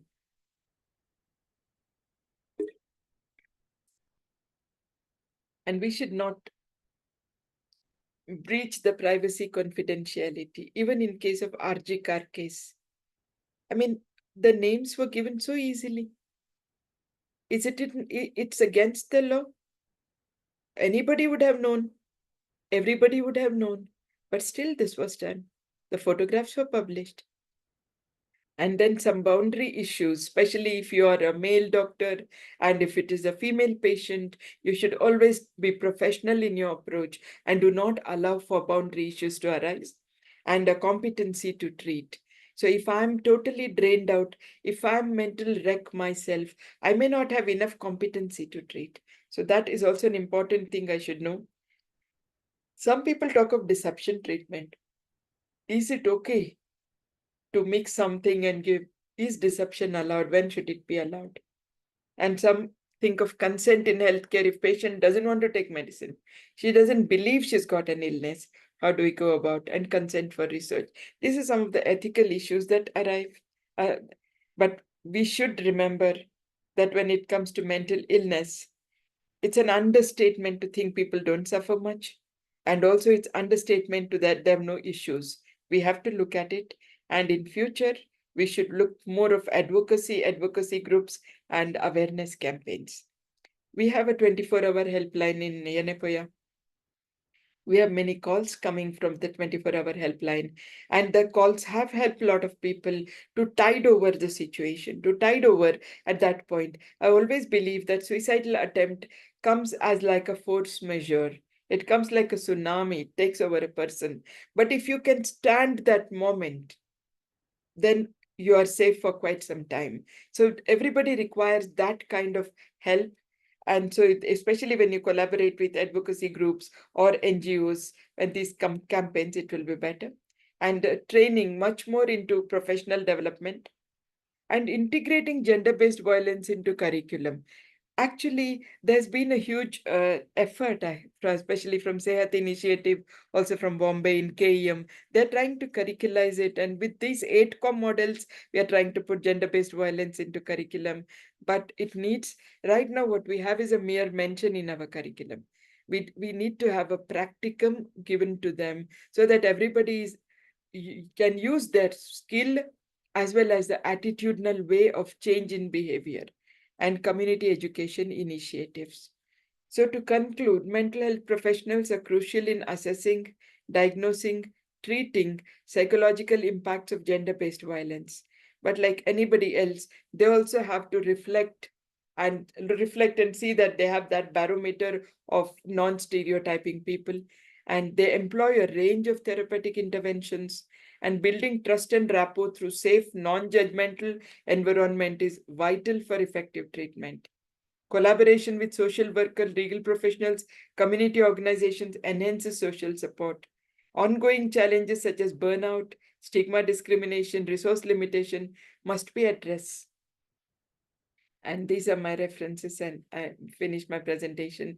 But from the forensic point of view, we have a long way to go, because we do not record the type of violence. We only say how the cause of death took place. Even if we know who caused the violence, we don't, because we expect police to do it. In India, in forensic, we only give cause of death, whereas but the context is established by police, unlike in other countries where the forensic people go to the crime scene and along with police together they decide. We don't go to the crime scene. In fact, we have gone only in case of dowry death, we have visited the houses when the stove burst took place, when there was not even a stove. So at times we go out of our own interest, but then the area isn't cordoned during that time. So they're in the house, everybody is around, they gape at you, you gape at them. So that is what happens. But we have a lot of things to answer from forensic if we have to pull up our socks and do better. So thank you very much. Thank you so much, ma'am, for your expertise and insights. Your personal experiences really shaped the picture for us, how the harsh realities of the societies are right now, and how women are being discriminated, and how the violence takes place, and the stories of the people who we actually personally could not connect to, but then through professors and through professionals like you, we come across such stories, and those are really very touching stories and all. So thank you so much, ma'am. I would like to invite Vibhuti ma'am for her remarks on the same.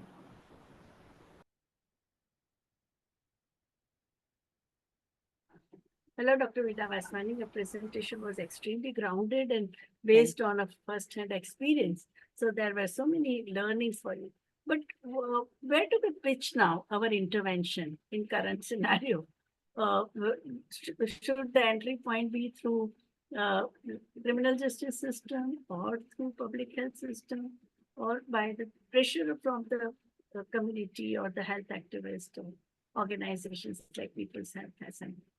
I think we should have a multi-pronged approach. I think in every larger cities, there should be a community of all these people together working and trying to put things in place so that, like a lattice network, we move from one place to another. So with at least one or two such success stories, then we should be able to put it as a best practice for someone else to follow. Because whenever I've talked about this system in medical legal death investigation in Washington, D.C., every year I've been invited to speak there.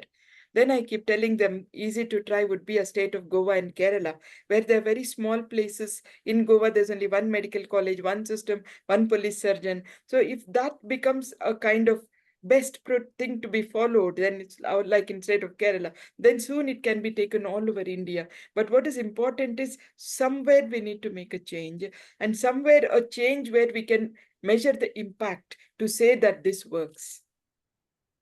Yeah, but in a weak states, you also see that there are communities and caste organizations which are very, very important. So if they can very easily subvert the system, no? So that is also there. So that is the support system, and we should also have a kind of a directory of people willing to, so that they can be matched up with. We know that this happens somewhere in, let us say, Uttar Pradesh. We have some people who can be then, because person may not have a contact, but then somebody else who will be able to provide them with this, you can do this. So that would be a better thing to do.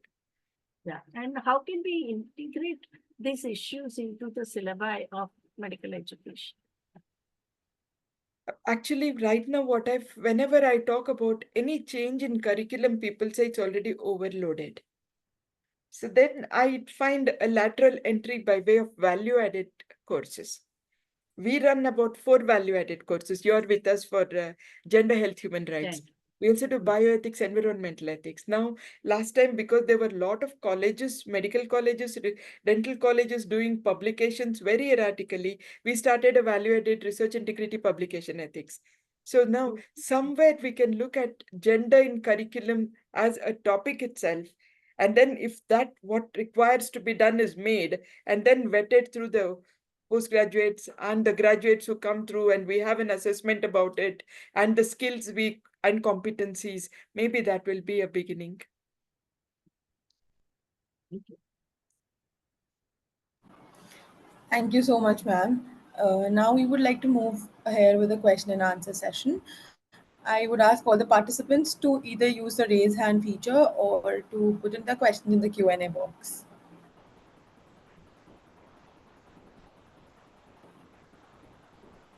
You can address your questions to both the speakers. Yeah. Anvesha has raised her hand. Yeah.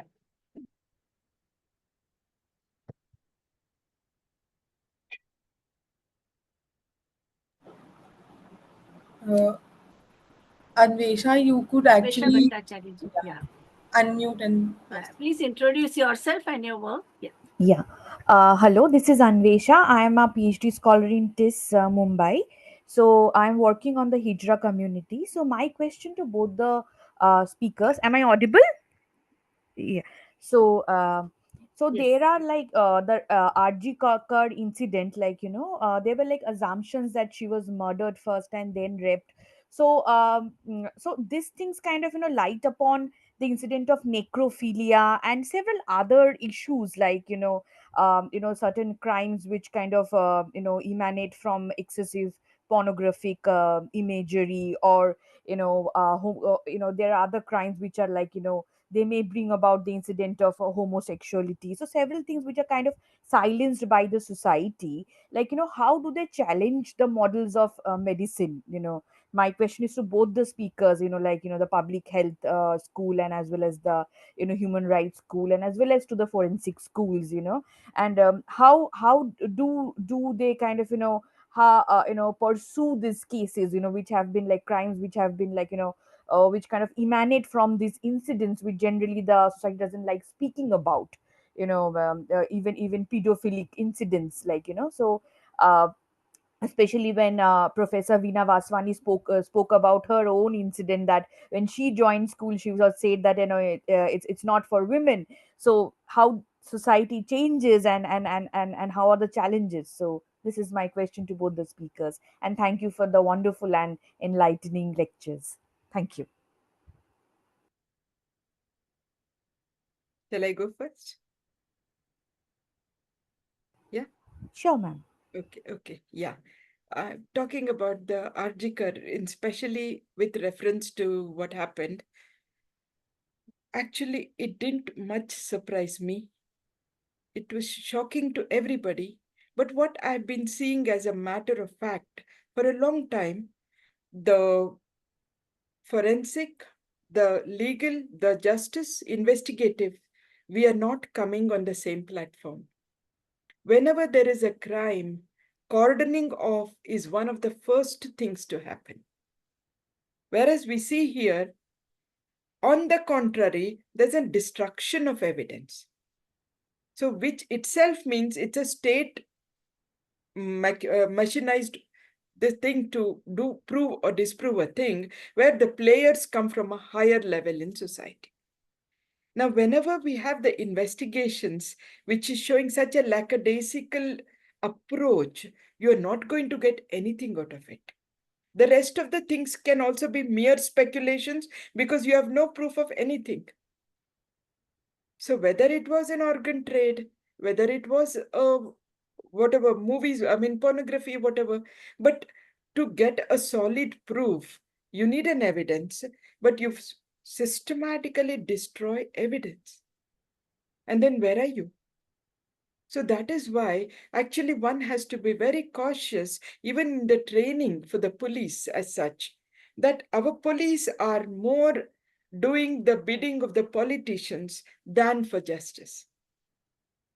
How many of us are aware that whenever a VIP comes in, the investigation stops because the VIP protection becomes most important.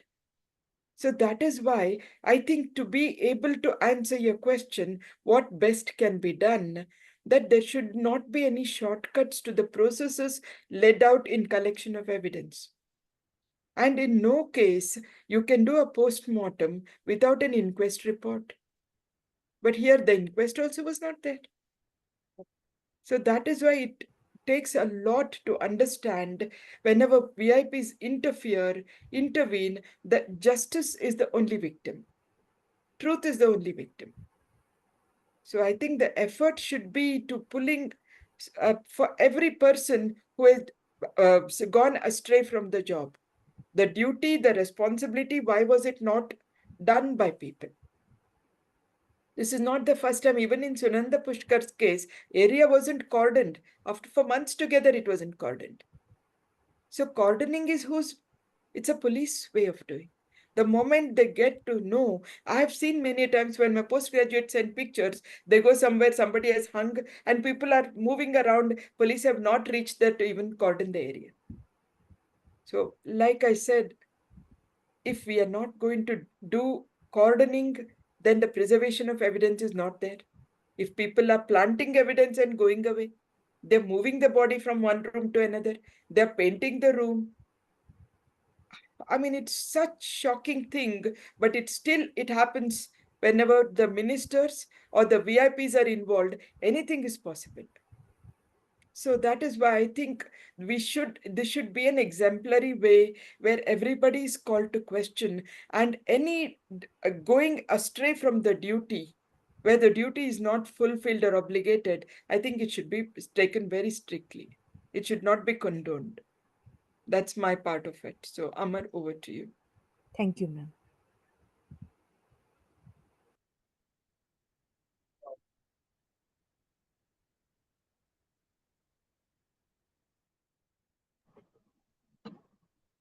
Okay, thanks for the question. I couldn't hear everything because I think there was some problem with the internet, but I could get the gist of it. And I think one part of that is already explained to you by Dr. Vina. So I am not going to go into it because this is a homicide. It's a sexual assault come homicide of the doctor there. Now, when there is a homicide and the evidence is to be collected, the whole area needs to be cordoned up. The evidence needs to be protected. Must be collected and kept in a proper manner and interpreted. So this is how it needs to be done. But it doesn't get done. I mean, in this case, perhaps there were higher-ups involved and VIPs, as Dr. Vina is saying. But even in normal cases also, it much depends upon how upright the investigating officer is, and if forensic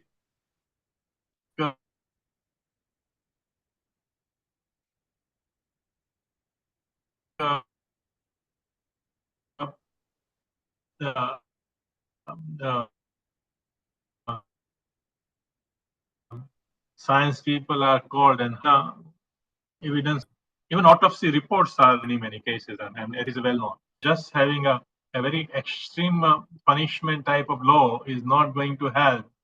It is simply because of the weakness of the system. That even if you say that a rapist should be given, capital punishment, and that is the most extreme thing that you can have, and yet you may not be able to actually convict the rapist simply because your system is not working. And having that, as I was saying, that kind of extreme punishment in the law is counterproductive. Then the rapists will try to kill the person simply because they would not like to leave a person alive who will go and testify, because there can be, issue of losing your own life. And that does not improve the rest of the system to convict. And in this kind of cases where evidence is disturbed, you may end up convicting a wrong kind of person and hanging a wrong kind of person. So these are all, major issues that you should keep it in mind. And that's one of the reason why the same countries which have a much more balanced approach, have kept, the death penalty out of the law. Entire Europe, you find that there is no death penalty, and yet it has less crime than United States has or Iran has, and India has. It's quite.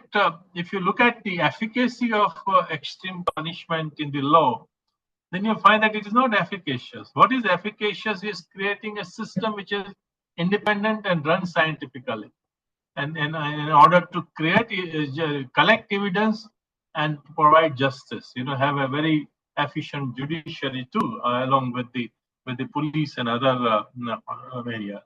So there is one part of your question. The other part is related to gender violence itself. It's a sexual assault. And when we are talking about sexual assault, it is very important that and where there is no murder. And here what happens is that there's a woman who is alive who goes to the police station and health center, and how she is treated and how empathetically on one side, but on the other side, as far as science is concerned, to actually examine, provide care, and in addition to that, collect forensic evidence is very important, because most of the time we don't have a forensic expert like Dr. Vina available in the hospital where a woman who is raped goes. Normally it is a MBBS doctor or even non-MBBS doctor who is examining that woman and collecting evidence. Or in a bigger hospital, there may be gynecologists who may be doing it. So there are a lot of other doctors who act do the work of the forensic doctor when this kind of woman comes in touch with them. And that was one of the reasons why in late 1990s, around 1998, we started a campaign about improving the medical evidence in sexual assault cases. We came out with a safe kit which can be used by the doctors. Yeah, so there are two aspects of it, that the medical examination should be done with a good scientific protocol. And this scientific protocol should, in India, what is happening is that by telling them that you do this is not sufficient. You also have to tell doctors what not to do also, because they have been trained in a manner in a lot of our textbooks, that I think Vibhuti asked this question, that our textbooks are giving sometimes very wrong information. That you do the finger testing, 2-finger test, which even Supreme Court had to actually come down heavily on the medical profession, saying that take it out of all your textbooks. Otherwise, because this is completely unscientific thing to do, because it is not the conviction of rape is not related to whether woman is sexually experienced, non-experienced, whether there is a hymen, there is no hymen. Nothing has to do with it.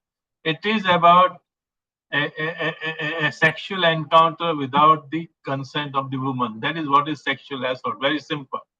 Of any kind, an encounter could be any kind. It may not be penile penetration, but it can be object penetration or whatever it is. Right. So this is how the rape is defined, and that is how doctors should understand and do it. And that's how their protocol should be very clear, but it is not. And many doctors who do examination of these women, they actually do disservice to them rather than doing it in a proper manner. But that's what I was saying in my broader conceptual presentation, that a sensitive, well-trained, and empathetic doctor can really assist the woman who is a victim to get justice from the system. It is assistant. I won't say that the police investigation and the judiciary's job is less important. Doctors' job is to actually assist and see that do not allow evidence which is scientifically wrong, which is being pushed by the defendant, saying that she is used to sexual intercourse she's immoral, this, that, and that. The doctor has to stand up and say that, well, this is nothing to do with it.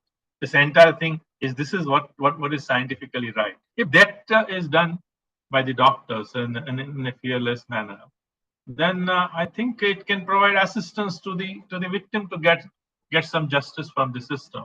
But that is what is not happening. As Dr. Vina is actually in the profession, I am a non-practicing person, and day to day I don't interact with the health system as much as she does, because she is located in medical college and hospital, and she says that no, our doctors are unfortunately not oriented. So there is a RG case, which is an extreme one. On the other hand, you have a routinely women suffering from this kind of violence, and they are denied justice because medical system is not responsive to that. And I think that is where we need to do a lot of reform. We have to fight with the editors of textbooks of medicine of all kinds to see that all the anti-women things which are there in them are completely removed, and or start some kind of a boycott of such textbooks. If few colleges start, I'm sure it will pick up and say that you must change it, this textbooks in this manner, and they must give very positive and strong message to the doctor about their role in the gender-based violence. Not only gender-based violence, all violence. Gender-based is most important because women being the most vulnerable in all strata. Lower strata, they are even more vulnerable than the upper strata. But all of them suffer from gender-based violence. But there are also other areas of violence, like say torture and communal violence, caste violence. I think all of them, those are mass violence. I think in all of them, to ensure that they play a more positive and proactive role rather than being part of the establishment. I think that is what is required. Thank you so much, sir. Thank you so much, ma'am, for answering that question. Ma'am, moving forward, I would like to ask a question from both sir and ma'am. So even I addressed this question in yesterday's session when we were talking about mental health and how people who go through such, like women especially, or girls of an age who don't even know more about how the sexual reproductive organs or the parts are being developed, or they don't even have a knowledge about the same, get all this, like suffer through the violence and all. So how can the community and how can the society or the medical and the legal, so how can we actually provide a, for them to actually come over that mental health dilemma that they're facing, self blame, or if it's due to something else or there's a reason to it. So how can the professionals help those survivors to come out of that mentally, and taking help of the legal, the physical, and all those aspects?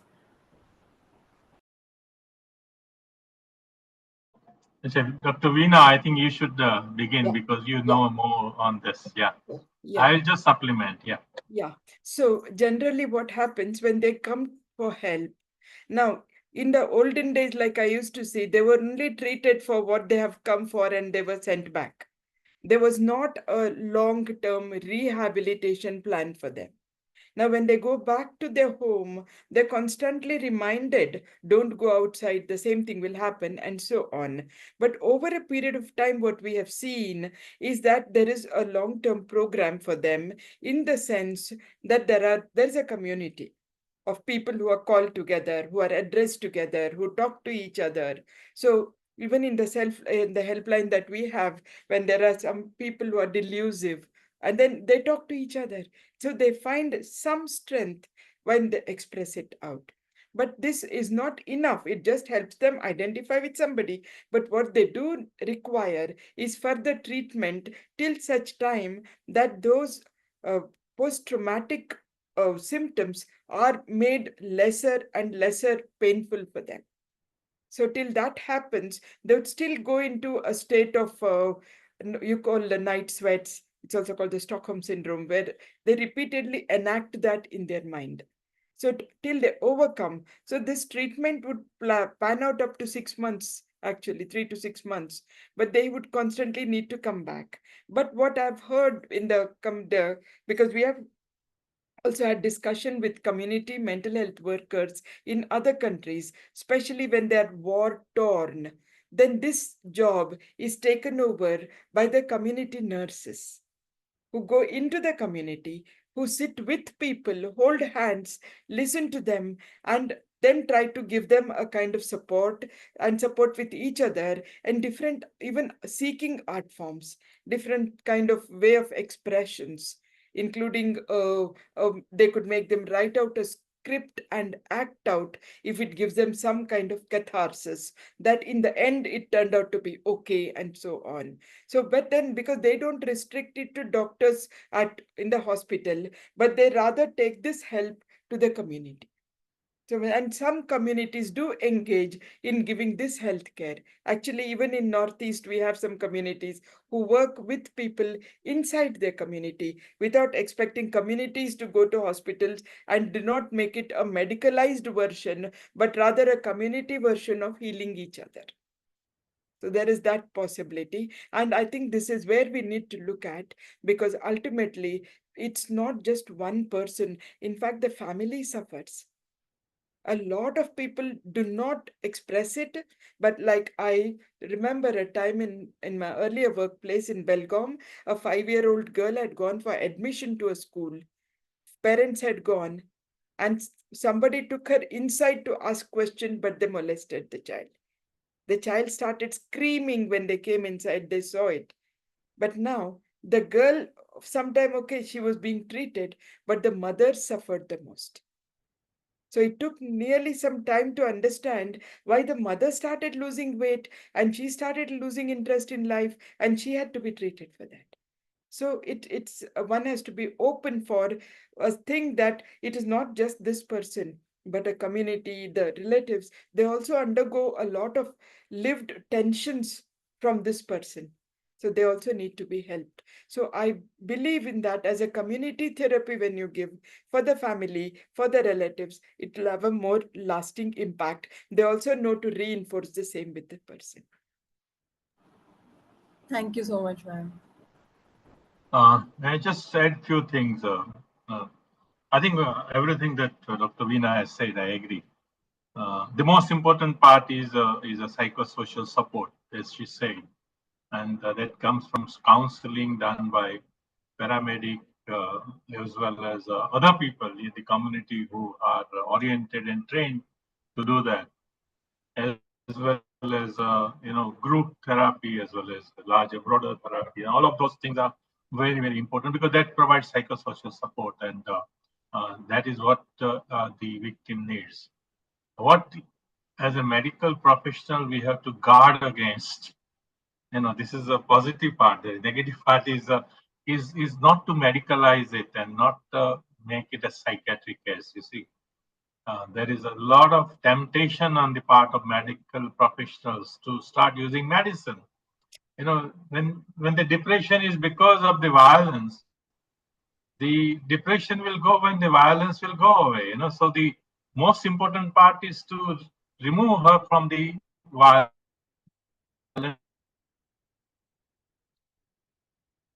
surrounding. It will immediately be effective, and she will be out of the mental health problem. That's how when I remember in the year 1998 to 2000, when we were preparing to establish Dilasa, that women's center within the medical hospital, the first model that was developed at the time, and now Dilasa centers are at many places within Bombay as well as at the national level. We had this issue of to what extent we should align with the psychiatry department in order to start these services, and we were quite against it. Violence is not a medical issue. It may be public health issue, yes, but it's essentially a human rights issue, which we need to keep it in mind. And the job of medicine is to provide care to somebody who suffers from it, and helps that person to fight against that violence, be part of the struggle. So it's very important at that level.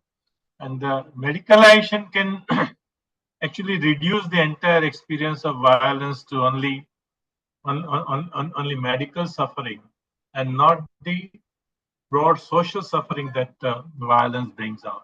So that I think part is important. That medicine needs to play a role, but not medicalize it. Just as we talk about say pregnancy and childbirth, the childbirth is a physiological process. It should be medicalized only to the extent that there is a complication in that childbirth. Same way in mental health, when there is some extreme problem which is not amenable to psychosocial support and all, where you may see that neurologists and psychiatrists may come in picture to ensure that she is taken care of, managed in the way it is required, and it is done. It should be done under the same way. As I said earlier, that agency of hers is very important, and that the Mental Health Care Act of India, which was passed in 2017 and 18, that is very important because it says that you cannot, label a person as mental health person, permanently. People have ups and downs even when they are suffering from an extreme level of mental health problems, and their rights needs to be protected. Otherwise, in the past, they were treated not just stigmatized but also treated as a totally incompetent person to take decisions in the system. But it is not the one now. So this caution, with this caution, I would say that if you are talking about mental health, then keep it in mind that what is required is a better support system. And in mental health, I believe that all mental health issues can be taken care of by social support, social psychological support. Only very few will need at the level where the medical profession has to come in the picture. Okay, thank you. Thank you so much, sir. We would now. So this brings us to the end of our session. We thank Dr. Amar Jesani ji and Dr. Vina Vaswani ji for sharing with us their insightful discussions on addressing gender-based violence through the vital role of health professionals and services, and for highlighting the duty of mental health professionals in supporting survivors of violence against women and girls. Thank you, and we hope to collaborate with you for the future IMPRI events as well. Thank you. Bye-bye. Thank you. If there is any question later on, you can always write to me. I can circulate my email ID with the participant. Surely, sir. Now, I would like to Thank call Vibhuti ma'am for the closing remarks for today.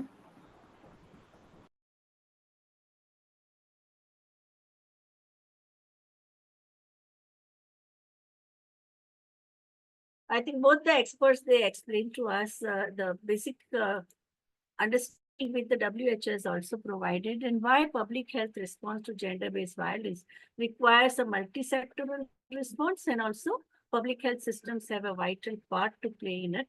But currently, it is, as Dr. Jesani said, it is a part of a problem rather than a solution.